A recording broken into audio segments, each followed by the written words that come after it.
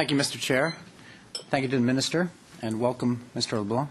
I'm here as critic for ACOA.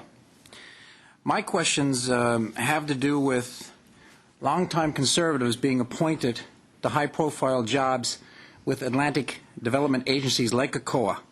They've been well documented in the media. I'm sure you've seen the media reports. At last count, the Conservatives have hired at least 10 people with links to the party for those agencies since they've been in power, since the Conservatives have been in power in 2006.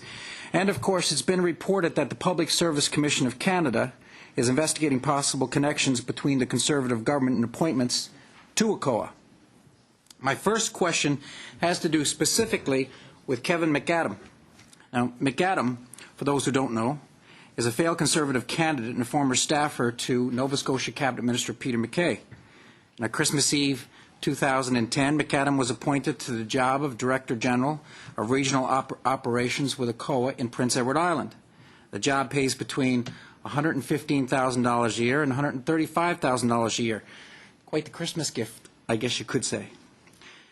The Public Service Commission is still investigating, or so that's what I understand. We'll see where that goes. McAdam took the ACOA job in February 2011, but from what I understand, he is yet to report to work. He immediately took leave to study French in Ottawa here for 2 years. So my first question specifically is this. Why isn't McAdam taking French language training in Charlottetown when it's offered there? There are at least 3 French language training schools in Prince Edward Island. How come he's not studying there? Well, the hiring of Mr. McAdam, from what I understand, is pursuant to a competition that has taken place, well in accordance with the requirements of the Public Service Act. And as for the training issue, I am not privy to what are the conditions that determine where you take your training in one language or the other. And maybe that my president could help me in that regard, but that I can't answer. Yeah, Mr. McAdam competed in a competition that was open to all Canadians right across the country. I didn't ask that, though. He competed. He won the job. There were a few other candidates, but he was clearly the winner. The language requirements and regulations around the job were such that he was able to compete as a unilingual candidate, and that's because of the history of staffing and PEI. And so he was fine qualified for the job, and he was entitled to full-time official language training. At the time that he competed, Mr. McAdam was a resident of Ottawa, and he asked if he could avail himself of the language training at his current residence in Ottawa and then move to assume the job in Charlottetown once he had met the education requirements. That was all deemed to be completely in line with the guidelines and the rules, and so he was accorded that flexibility, and he's in full-time language training in the Ottawa area now. Mr. LeBlanc, it's fair to say then he has yet to start work. He's still in French language training. He's yet to start his job. That's correct. That's correct. The average cost of second language training for an ACOA employee, from what I understand, is $8,250 a year. So I'm wondering how much it costs to train Mr. McAdam in French language training. Is he on travel status? Does he get a per diem rate, or his hotels paid for? Or you mentioned he lived here. Yeah, he's living here, is he? No. Well, you raised a very good point, and I could see your interest in that point. Please let me clarify. He was allowed to take on his language training where he resided at the time that he started it, because there was no relocation required for him. There was no travel status required. He's not paid meals. He's not paid an allowance. He's not paid a hotel, his apartments, etc. Those are all his personal expenses.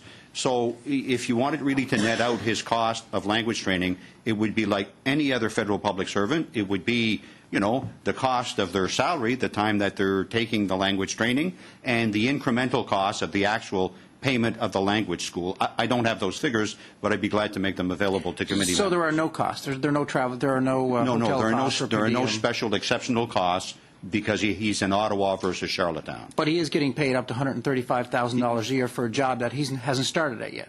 He is paid the job because he's was found qualified, was offered the job, he accepted it, and as a condition of employment, he was allowed, as with any other public servant in that circumstance, to go immediately to language training. So for the first part, his job now, and he's being paid for that language training engagement. I have to ask, do you know what the status is of the Public Service Commission investigation? It's been a while now. Minister, do you want me? Well, I mean, the commission doesn't report to us on their progress. They advise us when they are ready to make a decision. That's my understanding, and we haven't heard from them. And I guess one day we will. There are, thank you for that, Minister. There are big cuts coming to ACOA, obviously, as laid out in the budget. Lots of job cuts coming. General question here. Do you think that patronage appointments should be the first to go with job cuts? Well, I mean, if you want to accuse the Public Service Commission of doing patronage appointment, I guess they should answer that charge. As far as I know, there is no political interference in the hiring of employees at ACOA. This is done according to the rules, according to the law. And I don't take a blood test of employees. I don't know where their political affiliations are, if they have any. And, I'm really not concerned about that. My concern is to ensure that ACOA lives up to its mandate and discharge its mandate in Atlantic Canada, which is trying to improve the earned income of Atlantic Canadians through business activities that create jobs and wealth in Atlantic Canada. Thank you, Mr. Minister. How much time do I have left, Mr. Chair? That's it. We're over time right now.